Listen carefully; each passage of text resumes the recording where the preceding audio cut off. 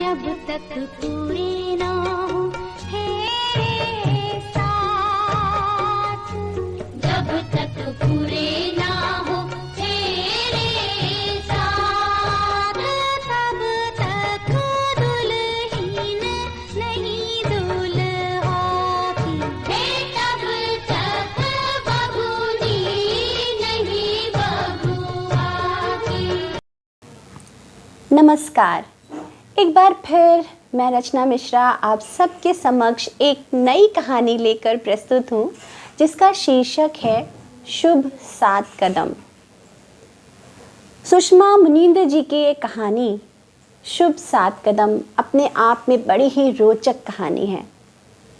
दाम्पत्य जीवन में रहने वाला हर व्यक्ति इस कहानी का कहीं न कहीं एक अंग है, कहीं न कहीं एक पात्र है। तो चलिए आनंद लेते हैं इस कहानी का। पहले 7 कदम में ही तुम मेरी गृह स्वामिनी हो जाती हो। यही सोचते सोचते प्रतिष्ठा सोचती है कि 45 दिनों में सब कुछ हो गया। 45 दिन पहले अपने 3 जीजाओं के 7 कदम जब प्रतिष्ठा को देखने आता है तो उसके बाबूजी भी साथ में होते हैं और सारी चीज़ें बहुत अच्छी तरह से हो जाती हैं और 45वें दिन दोनों की शादी भी हो जाती है। पूरी रात बहुत सुखद वातावरण रहता है। दूसरे दिन सुबह प्रतिष्ठा के जीजा जी पंडित जी से कहते हैं, अरे पंडित जी, आपने तो इतनी जल्दी जल्दी रीति रिवाज करवाए, इतनी जल्दी शादी करवाई, ऐसा लग रहा था मानो आपकी कोई ट्रेन छूटी जा रही हो।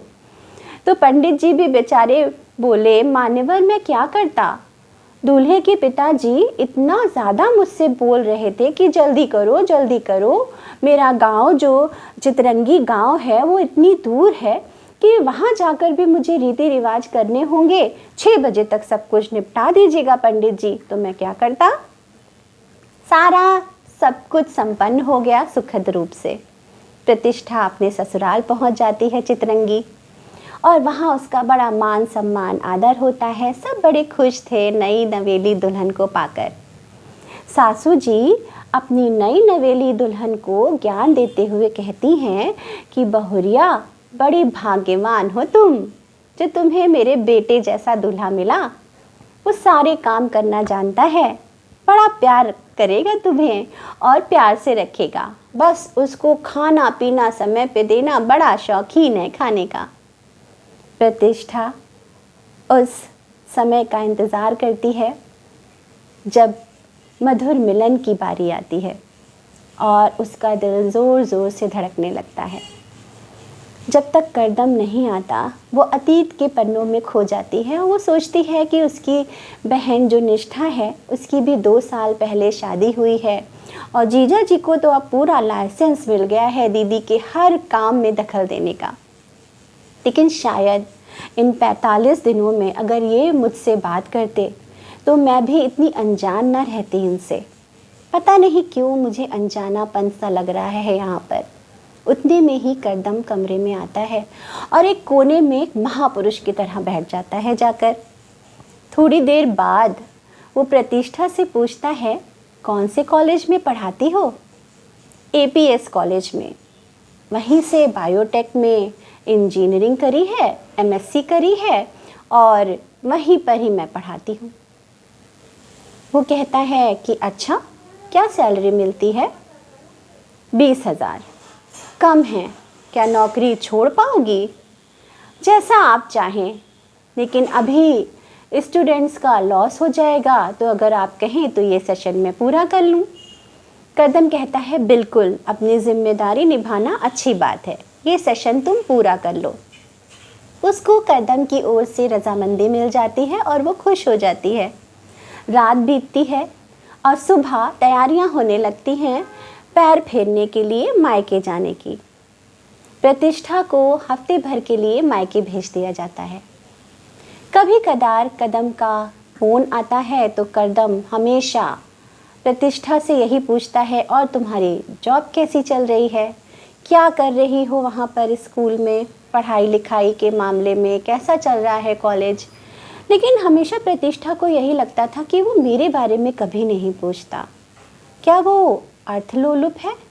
लेकिन वो पहले की बातों को याद करते हुए ये सोचती है कि नहीं, शादी में भी इन्होंने नेग लेने से मना कर दिया था। इनके अंदर अर्थ की लोलुपता तो बिल्कुल नहीं होगी, कोई और वजह होगी।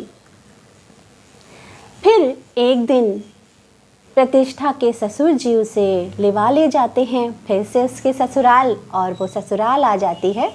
और चूँकि करदम एक सरकारी विद्यालय में सहायक प्राध्यापक के पद पर आसीन था, तो उसको प्रतिष्ठा के साथ जाना पड़ता है अपने जहाँ पर वो नौकरी करता है, रायगढ़। वहाँ दोनों लोग एक किराए के कमरे में रहते हैं। बगल में एक अवस्थी परिवार है जिनकी पत्नी कभी कदार करदम के हाल चाल ले लिया करती थी। वो सब जानती भी हैं करदम के बारे में। अब क्या था, अब जो है करदम रोज़ सुबह 10 बजे निकल जाता अपने विद्यालय के लिए और शाम को 6 से 7 बजे के बीच आता, और आते ही लैपटॉप में इतना डूब जाता कि मानो बिल्कुल भी सारा कुछ इस विद्यालय का सारा काम करदम के ही कंधों पर है। कोई भी संवाद ना था दोनों के बीच में। संवाद बहुत आवश्यक होता है दाम्पत्य जीवन को आगे ले जाने के लिए, लेकिन बेचारी प्रतिष्ठा क्या करती, कभी कभी बीच बीच में खुद ही पूछ लिया करती थी कि आपको कैसा खाना पसंद है, तीखा या सादा। तो करदम बड़े ही रूठे स्वर में उत्तर देता कि तुम्हें जैसा बनाना हो वैसा बना लो, मैं कभी भी अपनी इच्छाओं को, अपने मन को दूसरों पर नहीं थोपता।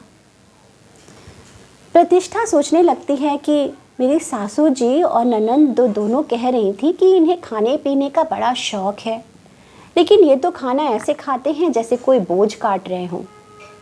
प्रतिष्ठा जान नहीं पा रही थी कि वजह क्या है। एक दिन हरतालिका का व्रत आता है और वो पूजा करने के लिए बगल वाली आंटी जी अवस्थी परिवार के यहाँ जाती है। वहाँ जब वो जाती है तो जो अवस्थी आंटी होती हैं वो कहती हैं, क्या बात है प्रतिष्ठा, तुम्हारे चेहरे पर मुझे उदासी दिखाई देती है।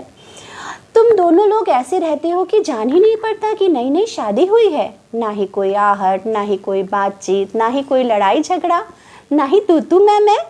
क्या बात है प्रतिष्ठा। प्रतिष्ठा का चेहरा कांतिहीन हो जाता है। वो अपने दुख को छुपाते हुए कहती है, कोई बात नहीं आंटी। तब उनकी आंटी फिर से एक बात को छेड़ देती हैं और वो कहती हैं कि तुम्हारी शादी से पहले एक लड़की आया करती थी करदम से मिलने। लंबी सी कायस्थ लड़की थी वो। अब हो सकता है कि वो किसी काम से आती हो या फिर किसी और वजह से, लेकिन जनाना का आना मुझे बिल्कुल पसंद नहीं था, इसलिए मैंने करदम को कई बार आगाह भी किया। अब क्या था, अब तो बिल्कुल प्रतिष्ठा के हृदय में रह रह कर शक की भावनाएं हिलोरे मारने लगी। उसका कहीं ना कहीं ये ख्याल कि करदम मुझसे दूर क्यों है, ये बिल्कुल सच में बदलता जा रहा था। रात भर उसकी आंखों से अश्रुधारा बहती रही।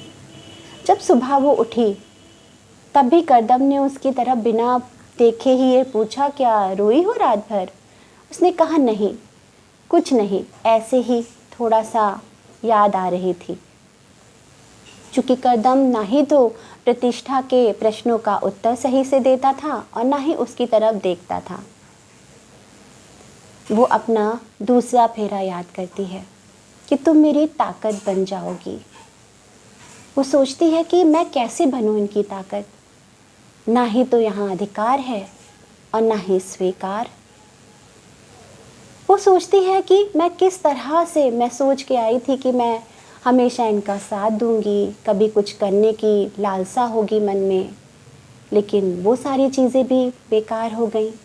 वो अपना तीसरा कदम सोचती है, फेरे का, जिसमें तुम मेरी लक्ष्मी बन जाओगी। आगे अपने विचारों को बढ़ाते हुए सोचती है कि उतने में ही सुंदरी, जो कि उसकी नंद है, उसका फ़ोन आता है एक दिन और वो कहती है कि तुम दोनों लोग कब आ रहे हो चितरंगी। वो कहती है, चितरंगी में कोई कार्यक्रम है क्या? हाँ, करदम ने तुम्हें नहीं बताया, वो तो 4 दिन की छुट्टी भी ले चुका है, यहाँ शादी है घर में। वो मुझे कुछ नहीं बताते, शायद उस कायस्थ लड़की की वजह से। क्या? तुम्हें ये सब किसने बताया? वो बगल वाली अवस्थी आंटी ने। चितरंगी आओ, फिर हम लोग बैठकर बात करते हैं। वो कदम के साथ चितरंगी पहुंचती है। वहाँ अम्मा जी के सामने सारी बातें रखी जाती हैं और अम्मा जी फिर से गुड़ ज्ञान देती हैं नई बहू को। अरे लड़कपन में तो ऐसा होता ही है बहुरिया, देखो तुम सुंदर भी हो, सुशील भी हो, पढ़ी लिखी भी हो, तुम चाहो तो सब कर सकती हो और सब कुछ भुला सकती हो। वो बेचारी फिर से कदम के साथ वापस आ जाती है, अपना चौथा फेरा याद करती है कि मैं हर परिस्थिति में हमेशा आपके साथ रहूँगी, आपके स्वास्थ्य का ध्यान रखूँगी। वो जान नहीं पाती कि मैं कैसे कहूँ करदम से। करदम को बुखार आ जाता है। वो ज़बरदस्ती अपनी कमीज़ में बटन लगाने का प्रयास करता है, लेकिन बटन लगा नहीं पाता और उतने में ही प्रतिष्ठा कहती है कि क्या मैं बटन लगा दूं? लेकिन वही रूखे स्वर में वो उसको उत्तर देता है कि नहीं, मैं लगा लूँगा। वो अतीत के झरोखों में फिर से सो जाती है और सोचती रहती है कि मेरे पिताजी और माता के बीच में कई बार कमीज़ के बटन को लेकर नोक-झोंक हुई, लेकिन वो नोक-झोंक कितनी प्यारी थी। जीजा जी और दीदी के बीच में भी अधिकतर यही बात होती थी, लेकिन दोनों में अधिकार भी था, स्वीकार भी था। इसलिए दीदी जमकर जीजा जी को परेशान करती और जीजा जी बहुत ही प्यार से दीदी को मनाते थे। लेकिन मेरे रिश्ते में तो कहीं भागीदारी ही नहीं, तो मैं क्या करूं? वो अपना 5वां कदम याद करती है कि हर परिस्थिति में मैं साथ दूंगी। 6ठे कदम की ओर बढ़ते हुए वो सोचती है कि वो जहाँ रहेंगे मैं वहीं रहूंगी। लेकिन क्यों? ऐसा क्यों करूंगी मैं आज दृढ़ संकल्प लेती हूँ कि मैं उनके सामने अपनी बात को रखूंगी ज़रूर। कदम जब शाम को वापस आता है तो प्रतिष्ठा उसके सामने सारी बातें रख देती है। आज कदम को ना चाहते हुए भी प्रतिष्ठा की तरफ देखना पड़ा और उसके प्रश्नों को उत्तर में सामने लाना भी पड़ा, क्योंकि ये वो बातें थीं जिन्हें वो छुटला नहीं सकता था। प्रतिष्ठा ने कहा कि आपने क्यों किसी को धोखा दिया? आपने क्यों उसका साथ नहीं दिया? क्यों उससे शादी नहीं करी? मुझे बड़ी आत्मग्लानि होती है ये सोचकर कि मैं आपके जीवन में आई हूँ, मैंने आपके जीवन को खराब कर दिया है। कदम कहता है कि कुछ बातें ऐसी होती हैं, कुछ ऐसे मुद्दे होते हैं जिस पर लड़की और लड़का, औरत और आदमी दोनों को बराबरी का साझेदारी करनी पड़ती है। जैसे जात पात की जब बात होती है तो जितना लड़की को रोका जाता है उतना ही लड़के को, और वहीं मैं अपना कदम उठा नहीं पाया। लेकिन अब मैं वैसा नहीं रह गया, लेकिन आज भी आपके मन में उसके प्रति प्रेम मुझे दिखाई देता है। मैं इतने दिनों से आपको देख रही हूँ, लेकिन आपने मुझे ये सब अगर पहले बता दिया होता तो इन सब की नौबत ही ना आती। क्या आप मुझे तलाक दे पाएंगे? कदम बड़े ही तटस्थता से प्रतिष्ठा की तरफ देखता है और वो तटस्थ रूप देखकर दंग रह जाता है। प्रतिष्ठा कहती है, मैं नहीं मानती कि जोड़ियां आसमान में बनती हैं। अगर ऐसा होता तो लोग क्यों एक दूसरे को धोखा देते, क्यों गद्दारी करते, क्यों वफादार ना बन पाते, क्यों अपना ये जीवन अच्छा ना बना पाते? आपकी ललाइन और मेरा लाला। तुम्हारा लाला? हाँ, मेरे साथ पढ़ता था और पिताजी ने कहा भी था कि अगर ये सब करना है तो मैं बिल्कुल तुम्हारा साथ ना दूंगा। तो मैंने चुपचाप शादी के लिए हाँ कर दी। कदम उसकी तरफ देखता ही जा रहा था। दूसरे दिन उसने सूर्यगढ़ जाने के लिए, सूर्यपुर जाने के लिए टिकट करा दी प्रतिष्ठा की, और प्रतिष्ठा जाते जाते भरे मन से करदम को छोड़कर अपने मायके की तरफ चल दी। जब वो मायके आई तो मन में हज़ारों सवाल थे। माँ क्या कहेंगी, कॉलेज में सब क्या कहेंगे, मैं क्या जवाब दूंगी, कैसे सबका सामना करूंगी। जैसे ही वो अपने मायके पहुंचती है और इंतज़ार करती है तलाक की नोटिस का, तो उसके पास नोटिस तो नहीं लेकिन चमत्कारी फ़ोन कॉल आता है करदम का। आज करदम का स्वर बदला हुआ था। करदम कहता है, कैसी चल रही है तुम्हारी जॉब? प्रतिष्ठा कहती है, बिल्कुल अच्छी। और क्या कर रही हो? आपकी नोटिस का इंतज़ार। बॉयफ्रेंड से मुलाकात हुई? कौन सा बॉयफ्रेंड? वो तो मेरा स्टूडेंट था जो एक तरफा प्रेम में फंस गया था। मेरा कोई बॉयफ्रेंड नहीं। आप बताइए, आपकी ललाइन कैसी है? ललाइन? उसने तो 1.5 साल पहले ही शादी कर ली थी, तो फिर आपने मुझसे छुपाया क्यों? मैं सोच रहा था कि जब तुमने लाला की बात करी है तो हो सकता है तुमको ही तुम्हारा स्थान या फिर रास्ता मिल जाए। अच्छा, तो ये बात है।